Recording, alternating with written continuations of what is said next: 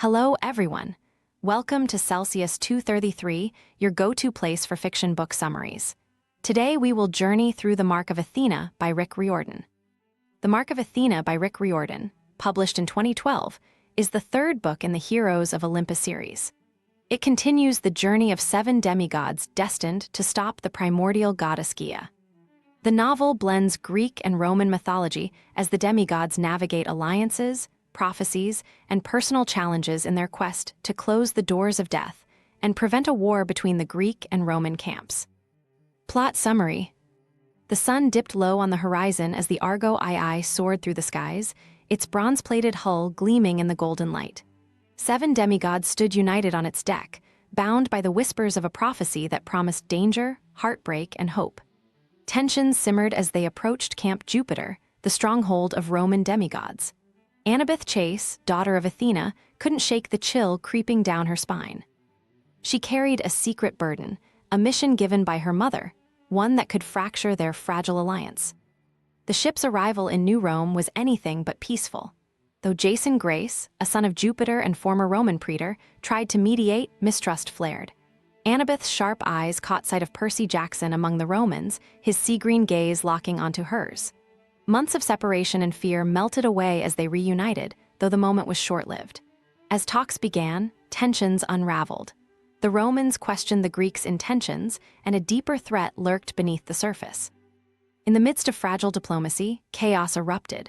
The Argo II inexplicably opened fire on the Roman camp. Annabeth and her companions scrambled to quell the conflict, but it was too late. Leo Valdez, the ship's brilliant yet troubled engineer, stood at the helm, his eyes glazed as if under a spell. The Romans, furious at the apparent betrayal, retaliated.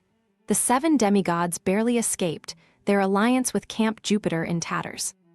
Once airborne, the demigods grappled with the mysterious attack. Leo, confused and guilt-stricken, swore he had no memory of firing the weapons. The uneasy group forged ahead, bound by the prophecy to journey to the ancient lands of Greece and Rome. The Mark of Athena, a cryptic phrase tied to Annabeth's quest, loomed large in their minds.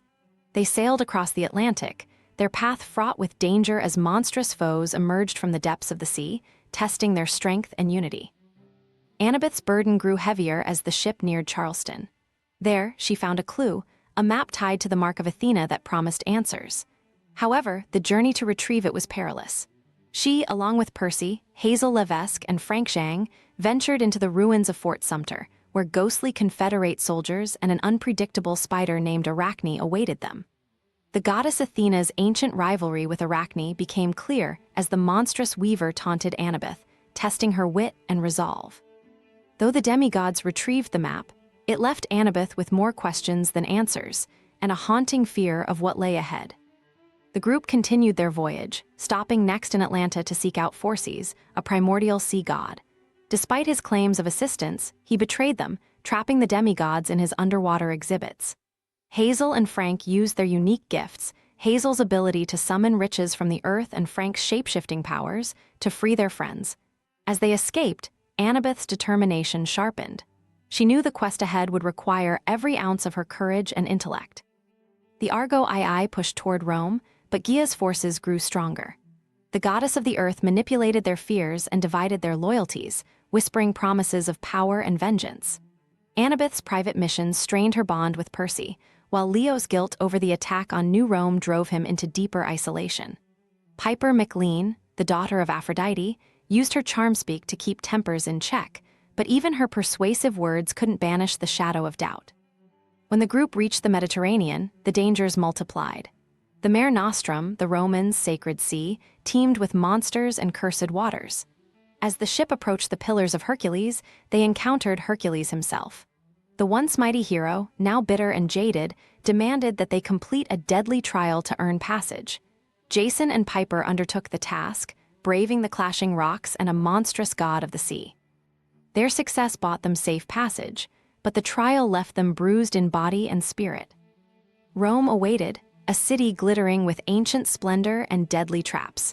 Annabeth knew her moment had come. She had kept her secret long enough, the Mark of Athena called to her alone. Guided by the map and haunted by cryptic messages from her mother, Annabeth slipped away from the group. Her quest led her deep beneath the city, into the heart of the ancient world. She descended into the ruins, where Arachne waited in a cavern filled with dazzling yet cursed treasures. The spider, venomous and cunning, challenged Annabeth to a battle of wits. Annabeth relied on her intelligence, weaving a web of deception as intricate as Arachne's own creations. She promised the spider eternal glory through her artistry, convincing Arachne to trap herself in her own weaving. Annabeth claimed the Athena Parthenos, a towering statue that held the key to healing the rift between Greeks and Romans. But triumph came at a cost. The cavern began to collapse, and Annabeth, clutching the statue, plunged into the dark void. Percy, sensing her danger, raced to her side. Together, they fell into the depths of Tartarus, their hands locked in an unbreakable grip. Above ground, the remaining demigods faced their own peril. Hazel, Frank, Jason, Piper, and Leo fought off Gaea's forces, struggling to protect the Argo II and plan their next move. The unity of the Seven was fractured, but their determination to rescue Percy and Annabeth burned bright. The quest was far from over. As the Argo II drifted over Rome, its battered crew looked toward the horizon. The doors of death remained open, the giants grew stronger, and the ancient lands promised even greater trials. Yet hope persisted. The 7 demigods, bound by destiny and friendship, would face the coming storm together. Hope you had fun. If you're hooked, don't stop now. Continue with the rest of Heroes of Olympus series by Rick Riordan. You'll find them below or on Celsius 233.